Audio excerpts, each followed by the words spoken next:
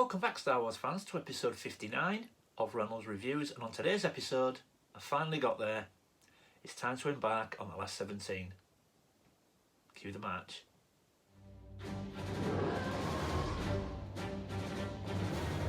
Welcome back, everyone. Now, like I said in the intro, it's time to embark on collecting the last 17 of my vintage Star Wars figures. Now, I've been collecting these figures for a number of years now, and I deliberately left these to last because I wanted to be able to focus all my attention when I'm collecting them and when I'm looking at buying them. Now, hindsight's a wonderful thing.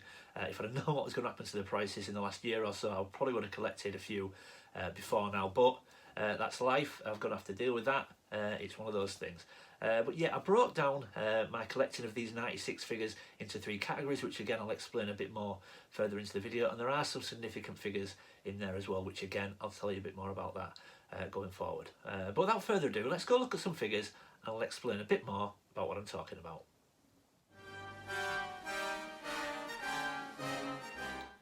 Okay, here we go. So this is my 1978 original mail-away display stand with my original 12 Star Wars figures. Now, like I said in the intro, when I broke the collecting down for these vintage figures, the 96, I broke them down into 3 categories in my head. The first category was the original 12, so just those 12 figures. The second category was the 67 figures that came sandwiched between the original 12 and the last 17, and then the last category, category 3, was the last 17 themselves. So maybe a strange way of doing it for some people, but in my head it made perfect sense. But Rachel often tells me I do think a little bit differently to everybody else. So these are my original 12 figures. I'm very proud of them, but there are 2 figures in there that are quite significant. Now, C-3PO is one of them, and the Jawa is another, and that's because they're the last 2 figures that I got to finish off my original 12. I had the other 10 for quite a while, but always needed an original C-3PO and a Jawa, and I'm very lucky that I've got a fantastic partner in Rachel that, you know, she does roll her eyes quite a bit. Can't blame her for that, bless her. She does put up with a lot of Star Wars and YouTube talk, but she always comes up trump. So at Christmas she got me C-3PO, and then Neil Grandin was very generous and donated the Jawa only a few months ago. So those 2 figures are quite significant in those 12 because they're the 2 figures that I think about because they're what finished it off for me, and I was able to then close the book on the original 12 and move on to what I call category 2, which is the 67 figures that were sandwiched between the original 12 and the last 17. So yeah, that's my first 12. Very proud of them. Managed to close the book on those now, and then I moved on to section 2. So let's go take a look at some more figures. Okay, so here we go. So on to section 2 now. This is the biggest category. Obviously, when I was collecting, category 2 in my head was the 67 figures sandwiched between the original 12 and the last 17. So obviously I'm not going to put 67 figures on the table, but this is just a few that I've picked up, and then a storage case with a lot of duplicates that you tend to just pick up. Obviously, if you get any job lots, I don't know about you guys, but I myself, when I go after job lots, it's usually based on the strength of 2 or 3 figures that are in that job lot, and then whatever else you get are obviously just a byproduct of buying a job lot like that. So you end up with plenty of duplicates. But I'm just going to do a quick plug, actually, shameless plug for B&Q. This isn't an actual, I mean, you'll know that, it's not a Star Wars action figure collector's case or anything like that. It's literally just a B&Q storage case, but it's like a tool case. This is originally meant to be for things like nuts and bolts and stuff like that.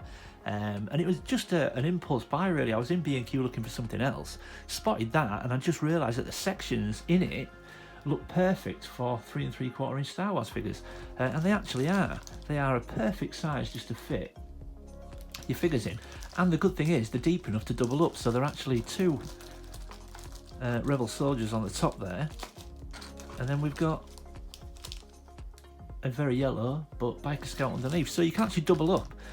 So you can actually get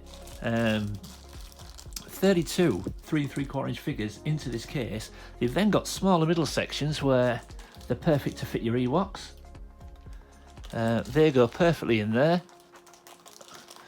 Got an R2 as well, look. So they fit perfectly in there. And then you've got even smaller sections where I fit my disc stand. So if ever you're stuck for a storage case and you don't want to spring for the Kenner Vader cases or anything like that, B&Q, £8, and they fit.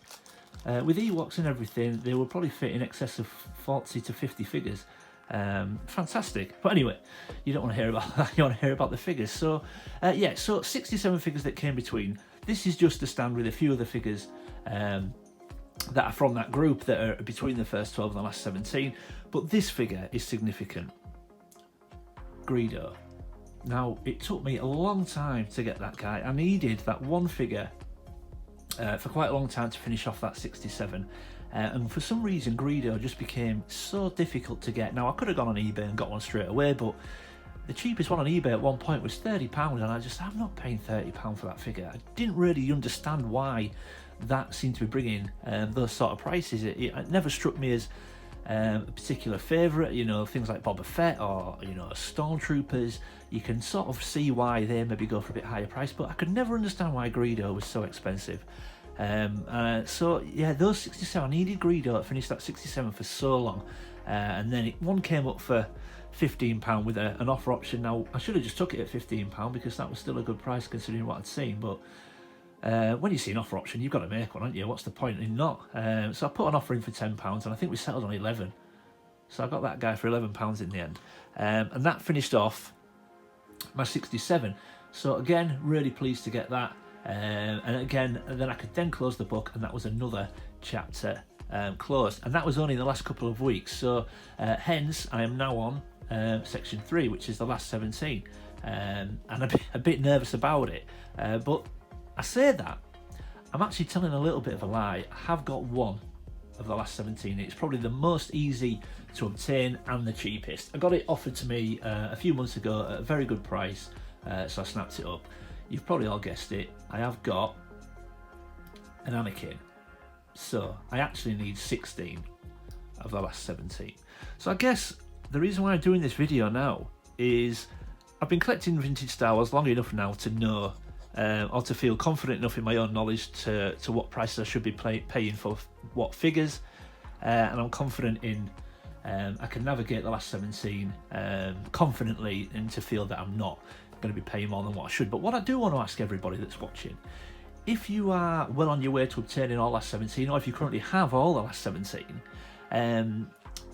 are there any tips or hints that you think I could use that I might not be thinking about that will help me get good deals? I'm bound to eBay, unfortunately. I'm still not on Facebook. A lot of people tell me Facebook groups are good, but I'm not on there. But just anything that you think might help me find these figures for reasonable prices, or if you're watching this and you've got some last 17 figures that you might be happy to part with for cheaper prices than eBay, by all means jump in the comments, let me know, and maybe we can do a deal. But yeah, if you've got any advice, like I say, I'm confident enough in my own. I've been collecting this stuff long enough now to be confident that I can navigate this and feel that I'm paying appropriate prices. But I just want to know if you feel you've got any hints and tips that just might help me with collecting the last 17.